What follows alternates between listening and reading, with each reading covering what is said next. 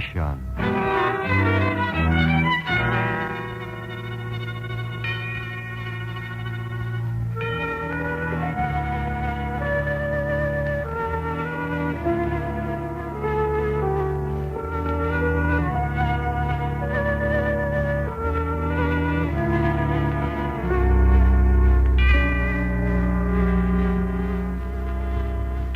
Many songs of the elements, toccatas and fugues and rapturous symphonies composed on the great harpsichord of nature, the accompaniment of life, when that life is filled with the obsession to watch with clear eyes the miracle of young love, and to listen with keen ears to its song in the wind.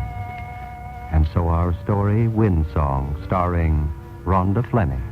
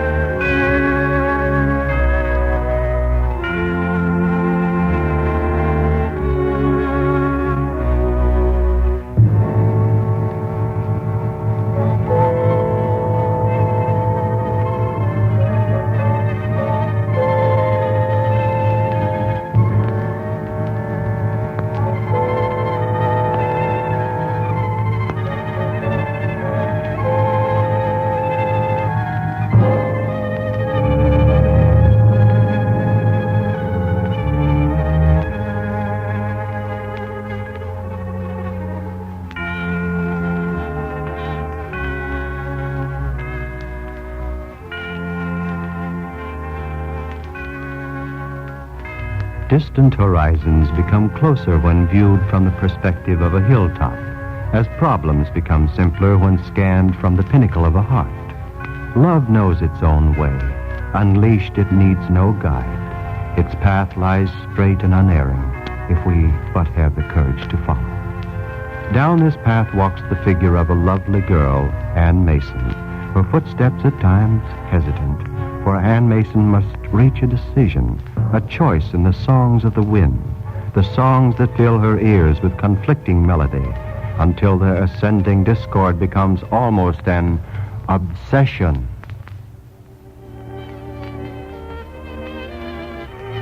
All my life I've loved the wind, the sound of it, the feel of it on my face, cold and biting, or hot with the faint fragrance of other lands in its sting. I've often sat on a hill and looked out towards the far horizon and wondered about the world that lay beyond. It always seemed to me it must be a better world than my own drab home-to-office life. I lived in a small town, boarded with my older sister Dottie and her husband Bob. Life and conversation went about the same every day. I knew when I opened the door at night how they'd greet me, and if I was late, I knew what Bob would be saying to Dottie. Hey, Dottie, when do we eat? We've got to wait for Ann, Bob. Well, what's the matter with her? She knows it's Friday and Ed'll be here pretty soon. I like to get to the dance early. I don't like to sit down without her, Bob. Well, just because she's your sister's no reason why we have to cater to her. If she'd only marry Ed Randall... Well, then why doesn't Ed ask her? Well, if she had any get up, she'd see to it. Look how you roped me in. Oh, Bob. Hello, everybody. Oh, hello, Ann. Hey, what happened to you? You get lost or something? Oh, no, but it's heavenly out, and I walked home from the office. You walked in that wind? Oh, you must be crazy. But I adore the wind. It's exciting. I love the strength of it pressing against me when I walk. Oh, you talk crazy. You can sit down now, Ann. Everything's ready. Remember, Dottie, how the wind used to blow on the farm sometimes? That's right. You used to love it even when you were a kid. Just nuts, just plain nuts. That's all I got to say. Well, you haven't forgotten it's Friday, have you? No, I haven't forgotten it's Friday. I don't get much chance, do I? What's the matter? I thought you liked to dance. I do, but I'd like to do something different once in a while. I get tired of going the same places, seeing the same people, dancing with the same fellow. Oh, you better not tell Ed that. And I get tired of Ed, too, if you want to know. Ed! Well, let me tell you, young lady, Ed Randall isn't a guy to be passed up just like I that. know. He's good and kind and has a fine job. And pretty soon he'll be head of his department. And next year he's going to get a new car. And he's got a down payment on a house. Oh, I know all that. Well, a girl could do a lot worse than. Yeah, if I was a girl in your spot, I'd be darn sure a guy like Ed Randall didn't get away from me. He's safe and reliable. Well, what more do you want? I don't know, Bob. I don't quite know. Every Friday it was the same. I danced almost every dance with Ed. Nice music, eh, honey? Very nice, Ed. I feel good tonight, real good. You know what I said to the boss today? No. Mr. Potter, I said, these bills of lading ain't made out proper. And he says, I think you're right, Randall. You always are right, Ed.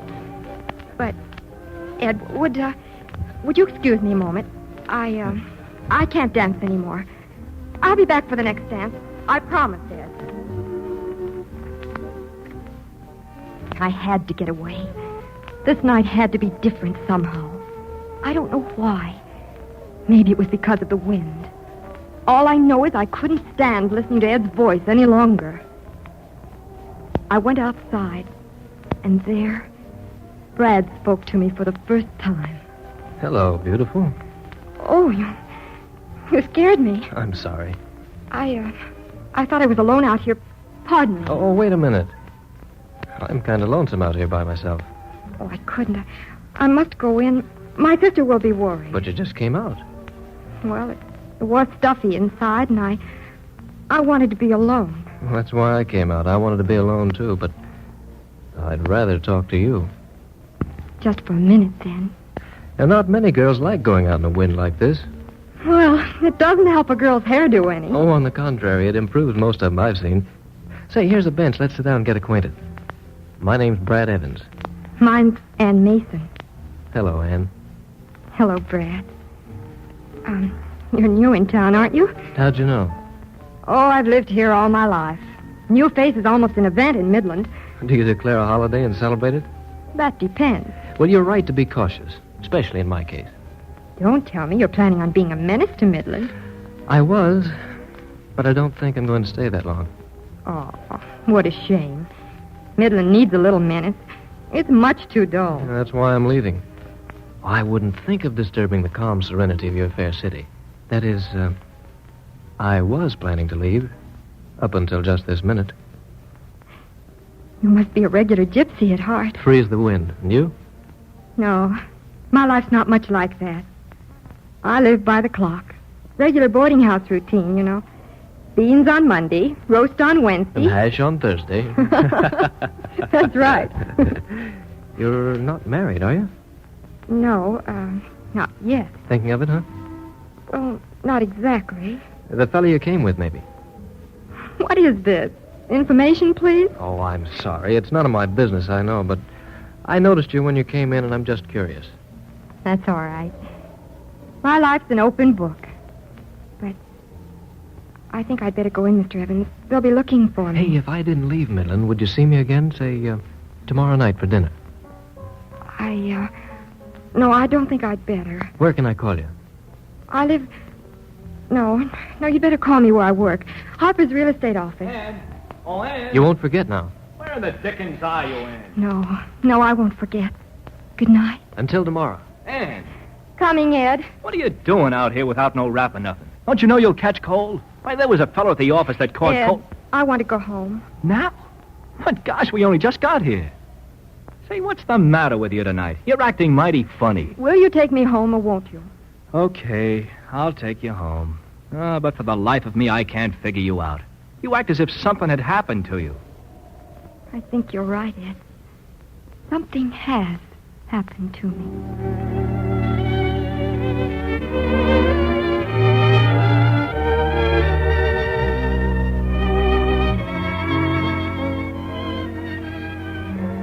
I had dinner with Brad the next night, and the next, and the next. Yes, something had happened to me. Then one night, Brad took me to a carnival. And afterwards, we sat for a while on the riverbanks in the moonlight. Say, this is all right. Rippling stream and everything. What do you do, Brad? For a living, I mean. Now, that's a woman for you. Always practical.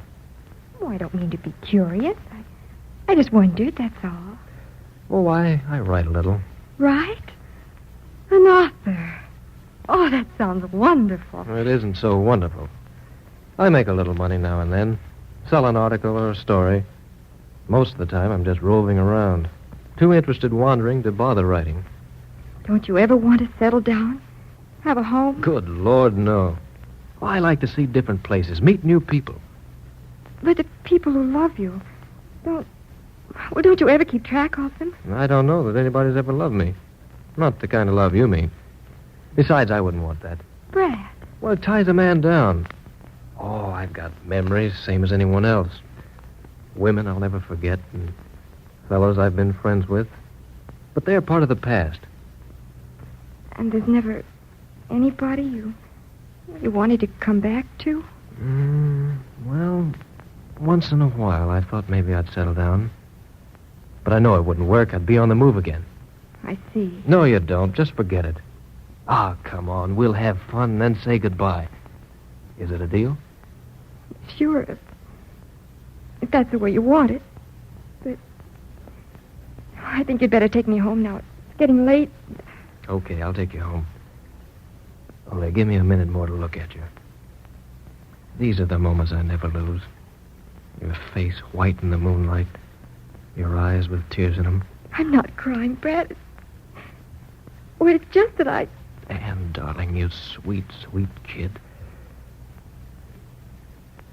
Okay, let's break it up. I'm taking you home quick. Oh, Brad. It's no use lying to you. To myself. I love you. Yeah, I know. I suppose you think I'm a silly little fool. Falling in love with the first man I meet that I haven't known all my life. That's why you've fallen for me. I'm something new, different. A few months out of Midland, you'd wish you were back. I wouldn't. I know I wouldn't. Oh, I'm fond of you. I wouldn't have hung around this burg if I hadn't been. Is that all you are? Just fond of me? Yeah, that's all. Brad. Oh, I'm giving it to you the hard way. That way, you'll cry your eyes out tonight and then wake up in the morning knowing how well off you are that I've gone. I'm going home, Brad. Please don't come with me. Anne, wait a minute. No. Let me go, Brad. Anne, you've got to understand. You've been clear enough. You've had your fun. Now you're ready to go on your way. Well, go on. And if you ever happen by this way again, drop in and see me sometime. You'll find me in the telephone book, listed under Mrs. Ed Randall. Anne.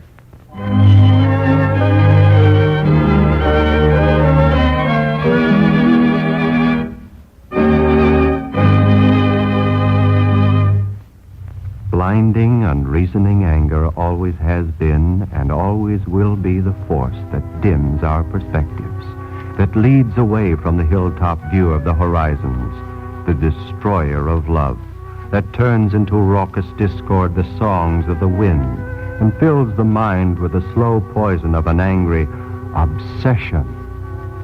In just a moment, we return to our story.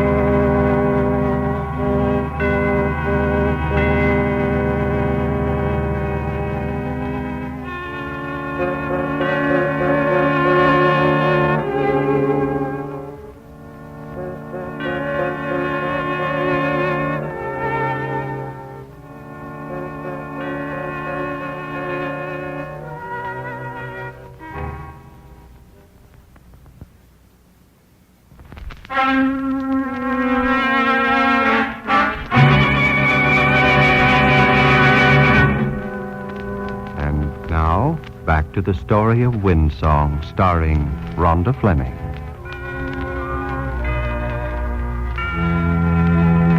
Ann Mason listened to Brad's protestations of love, but the old sweet words fell discordant upon her ears, for their antique poetry was dulled by the clearer notes of honesty that was point and counterpoint like the figurations of a Bach fugue.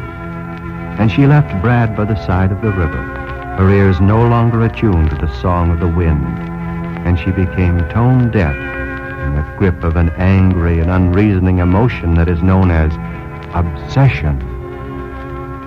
I ran all the way home that night. Dottie called out to me from her bedroom when I came in. Is that you, Anne? Yes. Oh, it's awfully late. Are you all right? Yes, I'm all right. I'm going right to bed. I should think you would, out till all hours. Oh, shut up, Bob. Leave the kid alone. It's her affair. Yeah, well, it's my affair, too. After all, she's living in my house. Out with some guy every night that nobody ever heard of. People are talking. And if she won't think of herself, she might think of you. After all, you are her sister. You don't need to worry, Bob. I'll be in every night, from now on. Oh. Must have had a fight or something. Huh? Oh, if only you'd keep your big trap shut. Oh, when I think of poor Ed... Now, listen. If Ed's so darn crazy about Anne, why don't he ask her to marry him? What's he waiting for, a hot foot? Oh, maybe he needs a little prodding or something. Ed's kind of shy. Maybe it'd be a good idea to drop around and have a little talk with him. Yeah, that's what I think I'll do the first thing tomorrow. Yeah, I'll get him to take her to lunch and settle things, once and for all.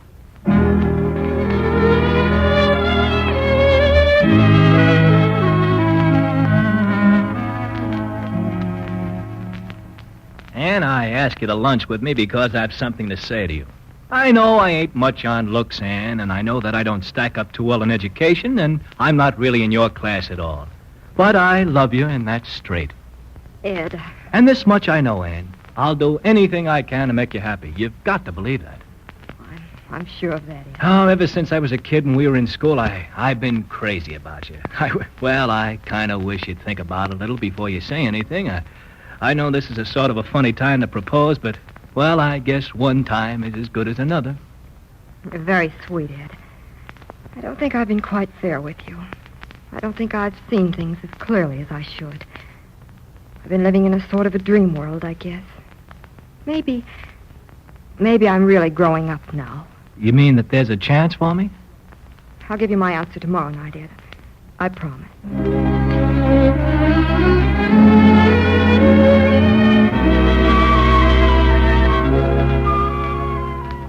Ann, I've been waiting for you. Oh, Brad. I thought we said goodbye last night. Maybe you did. I didn't. I don't ever say goodbye. Really? Ann, you said you understood me, but you don't. It isn't that I don't care for you, I do, but I know myself. And I know that I'm not cut out to be a good husband. I won't ever give you the things you should have. I can't promise security or even happiness. Or we'd live in the Ritz one week and the next week, why, we'd be holed up in a $1.50 room on a side street, lucky to have a buck to eat on. I want you, Ann. I want you more than I ever wanted anything in my life, but I won't lie to you. I'm only promising you today. Tomorrow, that's another time. Brad, what are you trying to tell me? I'm telling you that if you want to come along with me, marry me and take a chance, I want you. But I'm telling you, too, the kind of a guy I am. The kind of life you've got to look forward to. It's just whether you want to gamble with me or a sure thing with Ed Randall. I don't know, Brad. I've got to have time to think things over. Well, I'm leaving tomorrow night. You know where I live. You can call me if you decide. My way. So, think it over and be sure, Ann. Be very sure before you decide. I will, Brad. I'll be very sure.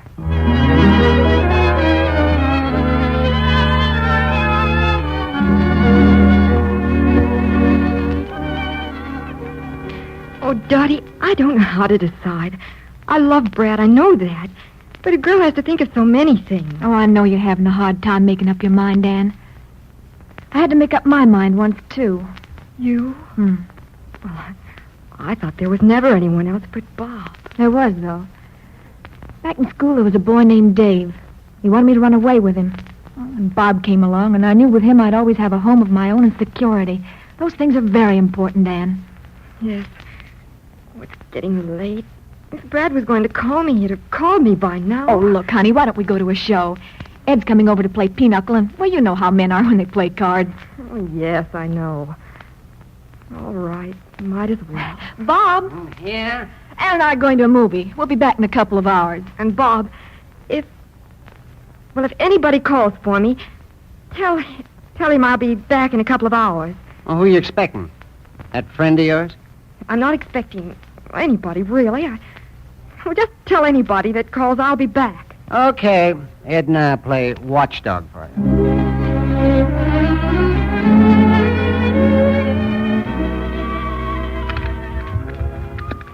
Oh, darn this lock. As sticky as that love scene in the movie. The light's on.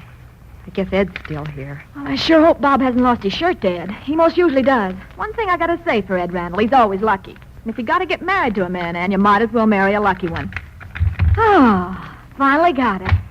Oh, that you, Dottie? Well, it isn't Lana Turner. Worse luck. Pretty good one. Well, I guess I gave it about over it. Hello, Ann. Hello.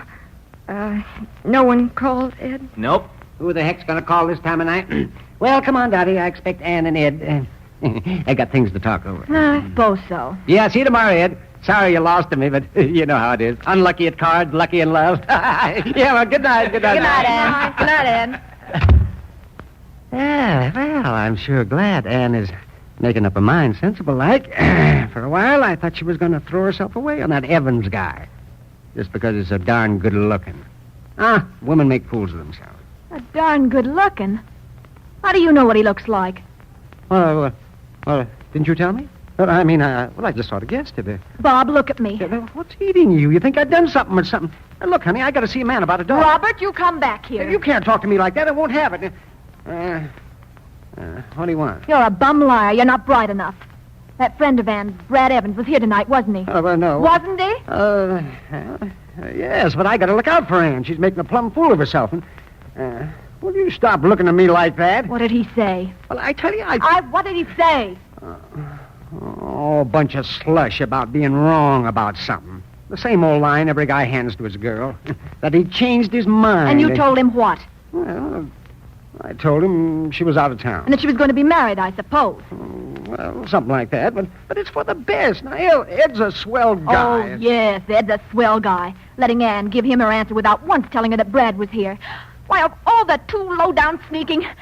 Oh, what's the use? Hey, Dottie, now come back. Hey, you're not going to tell her. That's what you think. I've been thinking things over, Ed, and I guess I've come to a decision. Anne, oh, wait a minute.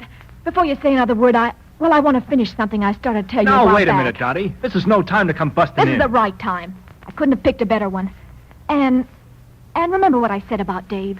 The one that, well, he wanted me to run away with him? Yes? Well, I didn't tell you the truth, the real truth. I didn't tell you that all my life I've regretted that I didn't go with him. That no matter how badly he might have treated me, no matter what might have happened, I'd have exchanged my whole life here for 1 year, yes, for 1 month with him. Dottie. Yes, now you know the truth. There's no use having more than 2 liars in this house. Dottie, what do you mean? Your friend was here tonight. Brad? Yes, he came for you.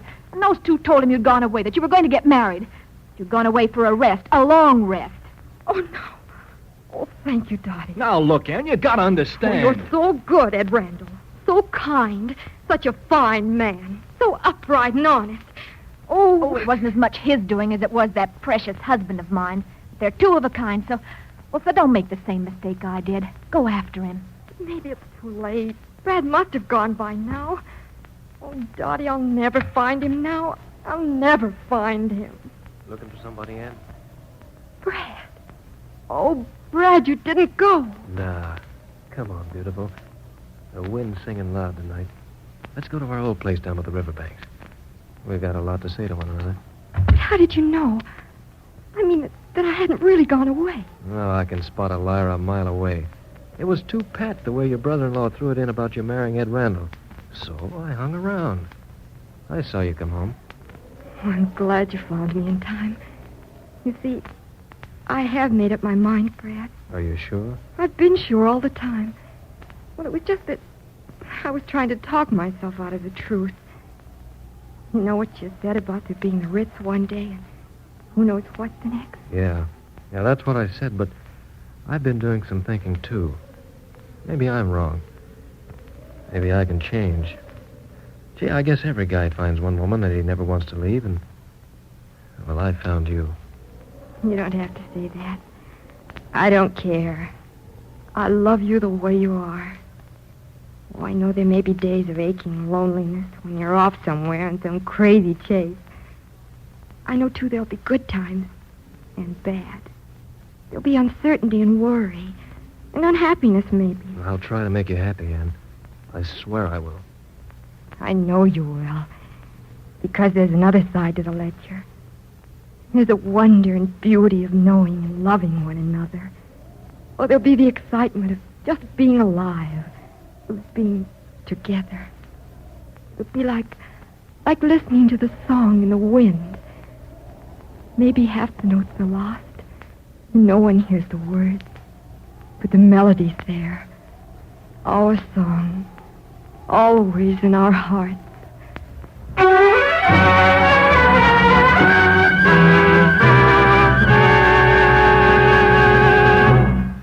And again, on the hilltop, not one, but two pairs of eyes view the horizons of tomorrow, their tomorrow. And their hearts beat in unison in rhythmic foundation of their symphony, a song without words, the melodies that are heard in the wind when two souls are filled with the clean, sweet passion of young love, and two minds are bound together by the slender strands of a new and glorified obsession. In just a moment, I'll return with something about next week's story.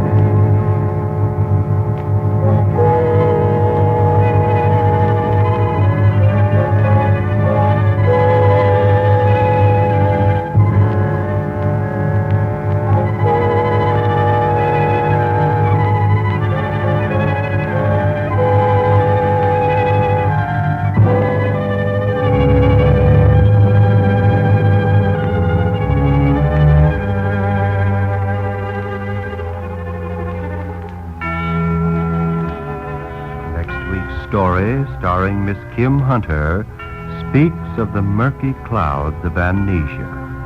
How can we return to the place where we left off during our mental sickness? What life is there but the present, shielded from the past? Who are we? What are we? Why are we? Next week, you will hear of a way that clears the fog of a man's amnesia in a drama of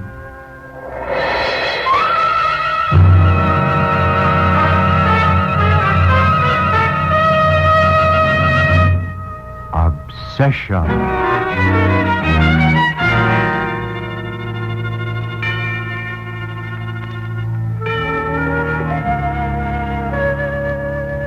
Tonight's story, starring Miss Rhonda Fleming, was produced and transcribed by C.P. MacGregor in Hollywood.